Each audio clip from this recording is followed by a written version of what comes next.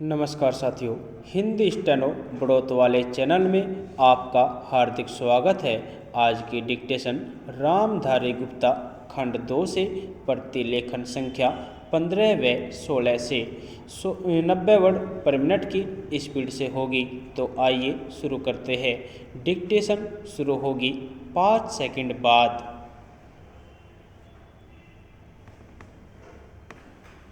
Start. महोदय, देश की लगभग 3/4 जनसंख्या गांवों में रहती है, जिनकी आय कम होने के साथ साथ शिक्षा, स्वास्थ्य, पेयजल आदि अन्य आवश्यक सुविधाएं भी उन्हें पर्याप्त मात्रा में उपलब्ध नहीं है।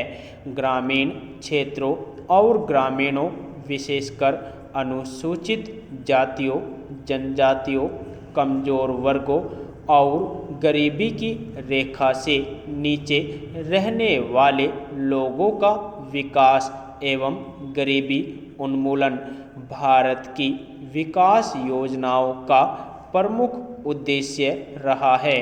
ग्रामीण विकास का व्यापक दायरा है, जिसमें ग्रामीण क्षेत्रों एवं ग्रामीणों के जीवन स्तर का सर्वांगीण विकास शामिल है।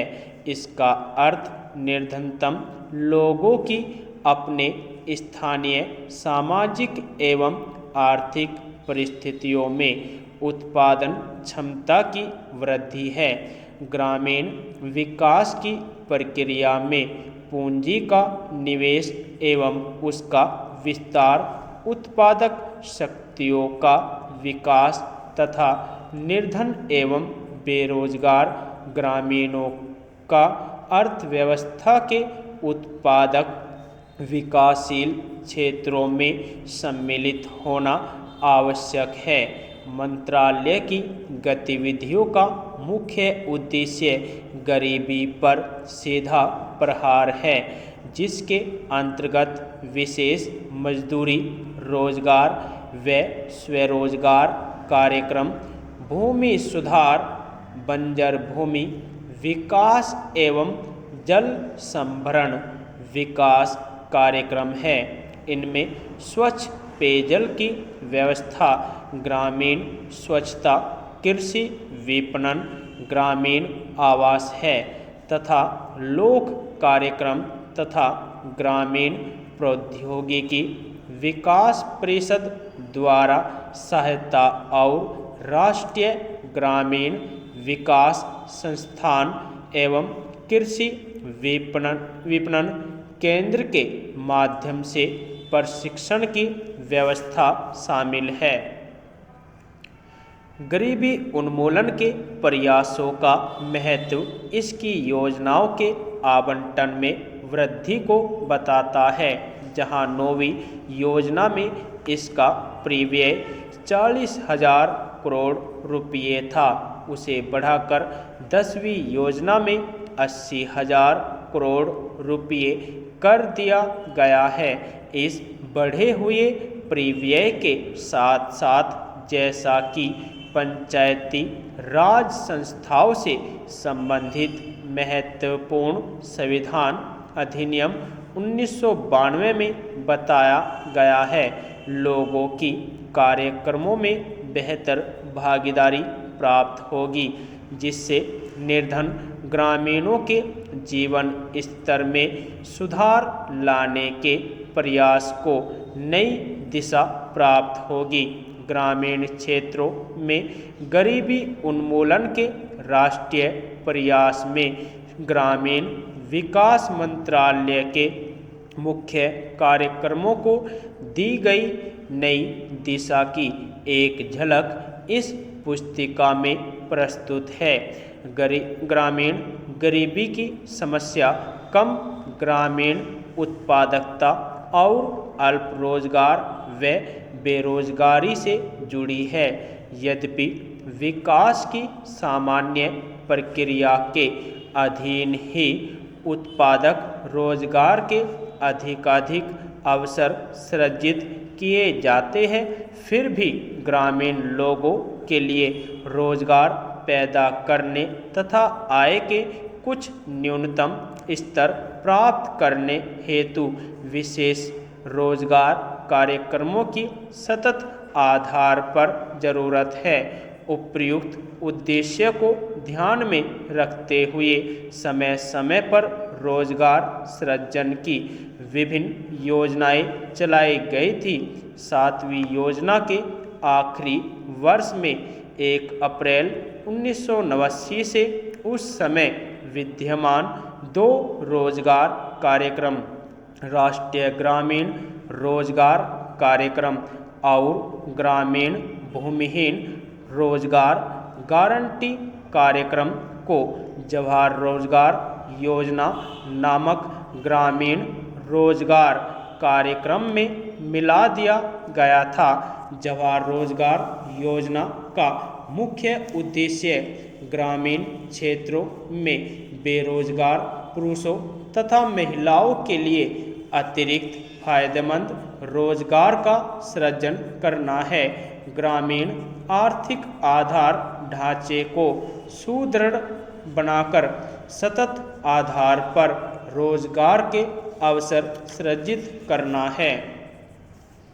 महोदय, सामुदायिक और सामाजिक परिसंपत्तियां सृजित करना ग्रामीण गरीबों को प्रत्यक्ष तथा निरंतर लाभ पहुंचाने हेतु उनके लिए परिसंपत्तियों का निर्माण करना, मजदूरी स्तरों पर सकारात्मक प्रभाव डालना, ग्रामीण लोगों के जीवन स्तर में समग्र रूप से सुधार लाना, गरीबी की रेखा से नीचे बसर करने वाले लोग लक्षित वर्ग है।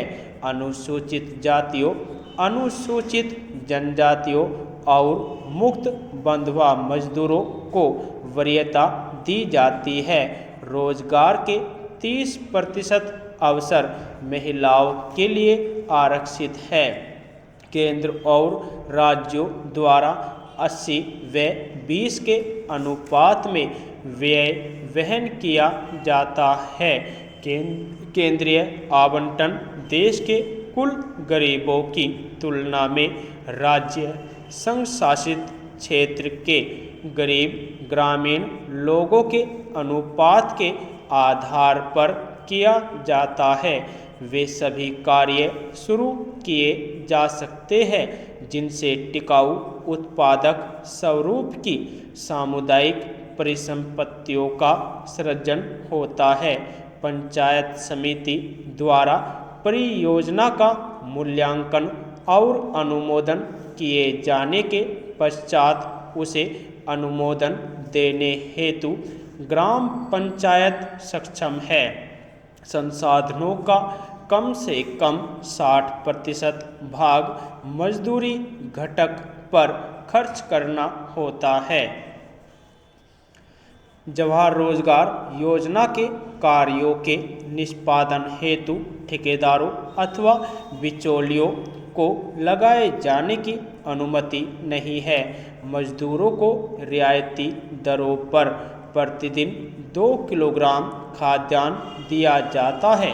1755 पुनर्गठित ब्लॉकों में मजदूरों को दिए जाने वाले खाद्यान्नों का जारी मूल्य प्रति किलोग्राम 50 पैसे कम है। जवाहर रोजगार योजना की सामान्य प्रणाली के अलावा पिछड़ेपन के आधार पर चयन किए गए 120 पिछड़े जिलों में कार्यक्रम को तेज करने के लिए 700 करोड़ रुपये आवंटित किए गए हैं।